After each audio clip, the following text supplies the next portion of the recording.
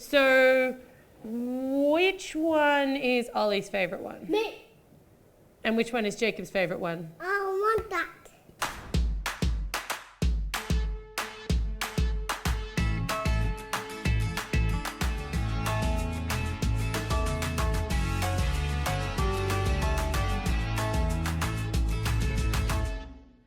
Welcome back to My Cupcake Addiction. Now, a little while ago, the world, or just the internet, went absolutely crazy for Mirror Glaze cakes. I didn't want to show you guys how the professionals do it. We all know they have their fancy tools and equipment. I wanted to show you how you can make stunning Mirror Glaze cakes at home. This is Mirror Glaze made simple.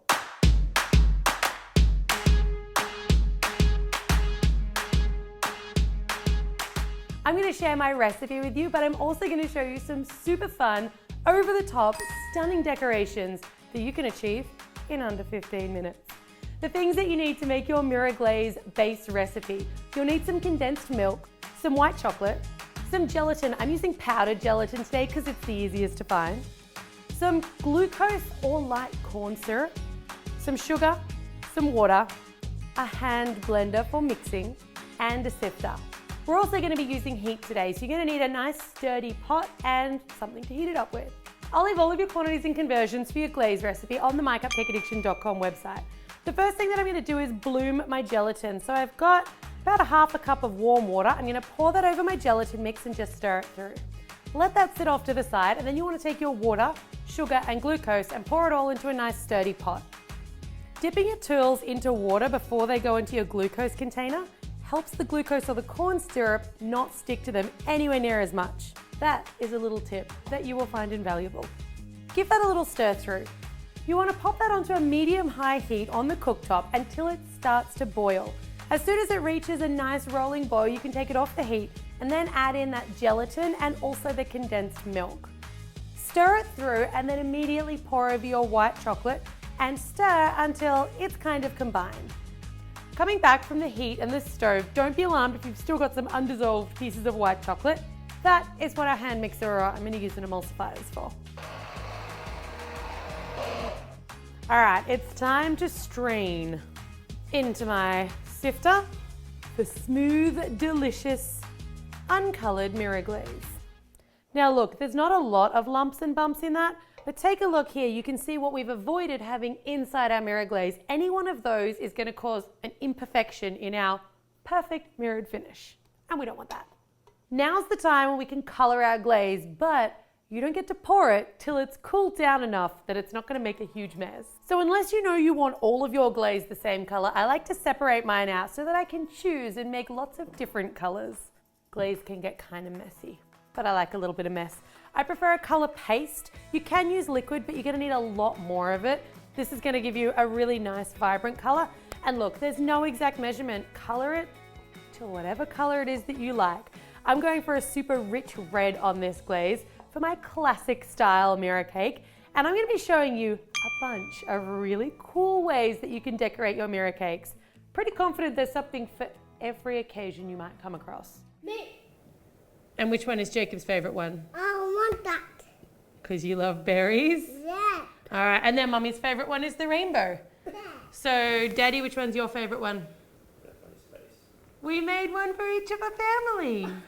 So you've got that glazed recipe down pat, and you've got coloring the glaze, which is super easy, completely sorted. Get creative with the colorings. While this is coming to temperature, I'm going to cover it with plastic wrap, just so it doesn't form a skin.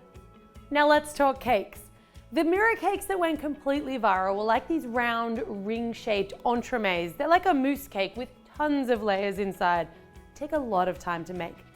Got me thinking about multiple uses for my giant donut mold.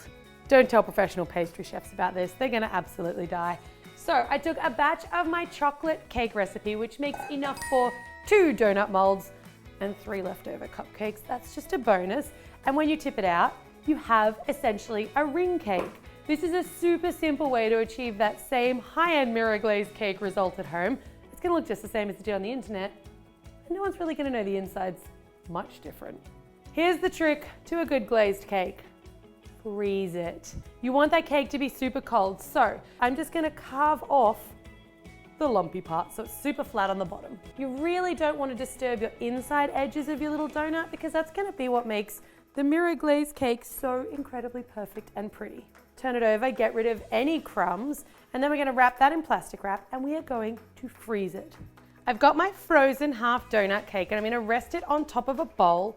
The bowl is on like a wire rack over a tray that's lined with plastic so we can catch any mess. This is going to be my red, I'm going to call it La Fancy. This is going to be red, it's going to be gorgeous, super high end, and really easy to decorate. Okay, I've got my red. I'm going to pour it over. This guy's going to get 2 coats because I know I want this red to be super vibrant against that chocolate background. Don't be nervous here, just go in. Go in with confidence. With glaze, more is more. Ooh la la.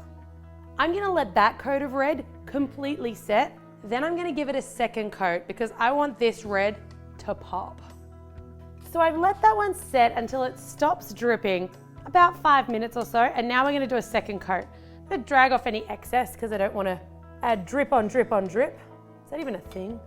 Drip on drip on drip? It is now. Give my glaze a stir. If your glaze gets too thick at any point, you can pop it in the microwave for like 15 seconds at a time just to get it to that right temperature. On goes our second coat. See how vibrant we can get this baby. Oh yeah. If you notice any air bubbles in your glaze, you can just take a toothpick and just pop them. Try and do it while it's still pretty wet because then they'll just like blend into the rest of the mirror. So for my decorations for this one, I have some fresh strawberries, a little gold luster, and some dark chocolate Hershey's. I'm going easy, but also really cute. I like that. Now look, there's nothing wrong with a regular Hershey's Kiss, but we can do better. This is El Fancy. So, in goes a little bit of my gold luster or a gold shimmer. I'm gonna dip the tip of my Hershey, turn, and drop. And then I'm gonna take a paintbrush and I'm just gonna brush some gold onto like halves of my strawberries. Oh, La Fancy. All right, that's it. From now on, I only eat gold strawberries. No more plain strawberries, gold strawberries. Anybody get that memo? Maybe get the memo. Now, I'm going to run my spatula around the bottom edge of my little cake, get off any of those excess drips, and as soon as it's completely stopped dripping, I'm going to transfer it onto its final resting place or its display plate. You may need to do this a couple of times to neaten it off. Don't forget to get inside your cake. I like to use a toothpick for this and just make sure that you've got no drips or any kind of pooling in there. He's so fancy. When you want to transfer into the display plate, you want to put your fingers just under the outside edge of your cake and you're going to pick it up, position it where you want it on the plate, move one finger right to the back and then drop it. Move as quickly as you can here, and if you do get any drizzle on the plate, you can just use a wet paper towel to clean it off. The one thing that I always notice about these mirror glaze cakes is they tend to stick the decorations off to one side. So that's what I'm going to do. Just going to line up a few strawberries and a few Hershey's. I'm like half of La Fancy.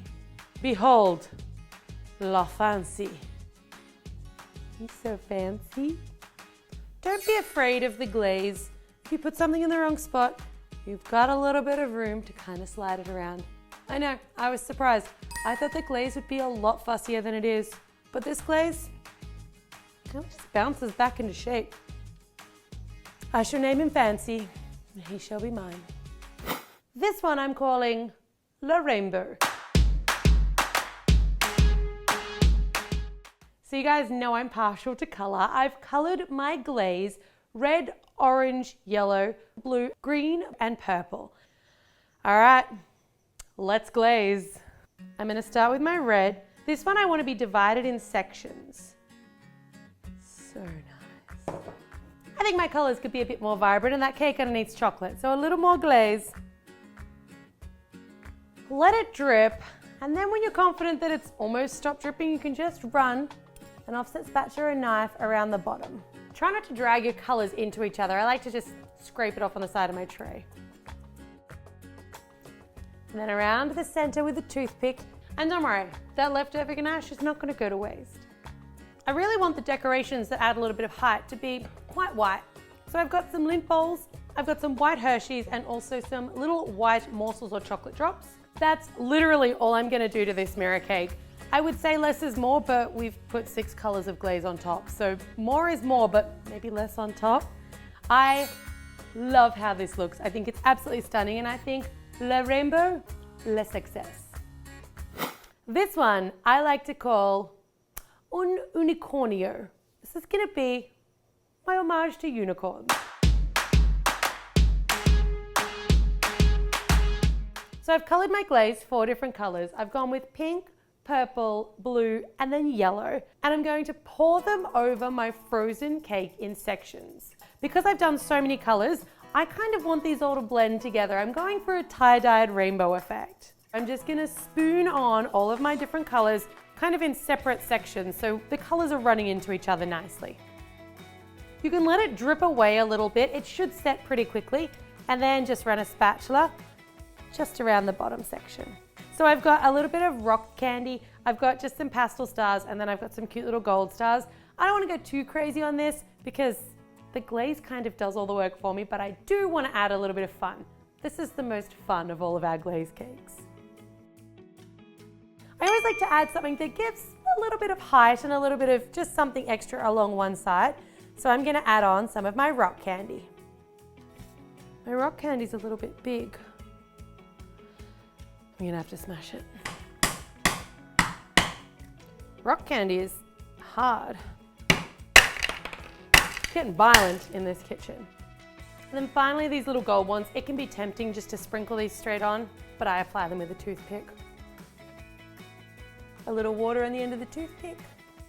And I'm just gonna add just a little bit of sparkle. Reminds me of the time that I made piñata cookies that look like rainbow unicorns that poop stars.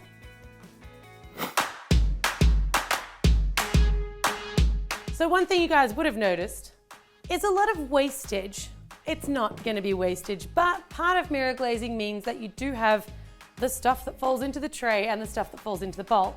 So we're going to make a galaxy version.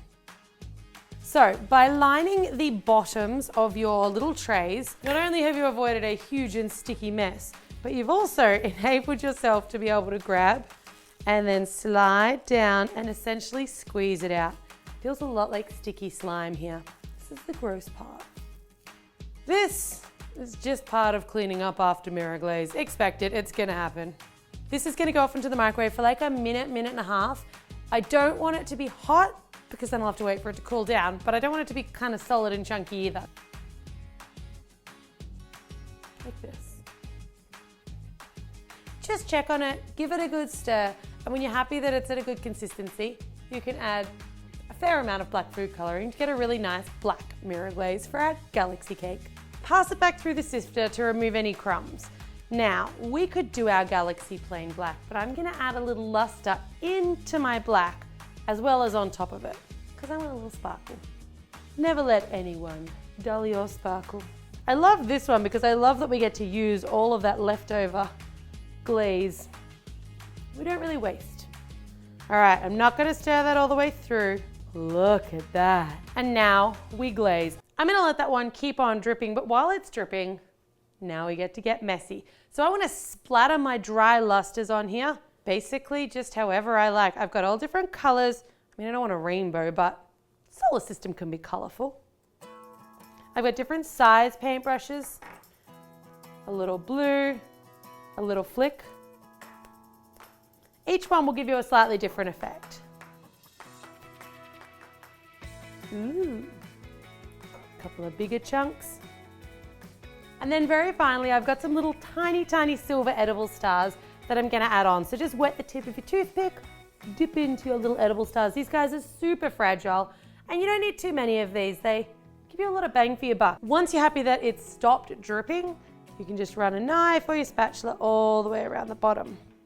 And then transferring onto its final resting plate using our lift and drop method. So that is 4 different ways that you guys can use mirror glaze. This was easy to make. We didn't use candy thermometers. To be perfectly honest, I didn't even have a scale and we kind of estimated some of the measurements. This is not a hard recipe to replicate. The biggest thing that you have to consider is the temperature of your glaze and the temperature of your cake as it goes on. If you guys can troubleshoot that, you are literally the next pastry chefs of your neighborhood. I hope you guys enjoyed seeing these 4 awesome mirror glaze techniques, a little bit out of the box, and I think very my cupcake addiction. If you're not already subscribed to the channel, make sure you do for 2 new videos every week. Don't forget to pre-order a copy of my book, Sweet Celebrations, if you haven't already. And as always, guys, thanks very much for watching. Mirror, mirror on the wall, who's the fairest cake of them all? You guys be the judge. Which was your favorite of these 4 designs? We have El Fancy, we have Un Unicornio, we have La Rainbow, and I googled it. French for galaxy is galaxy. So galaxy.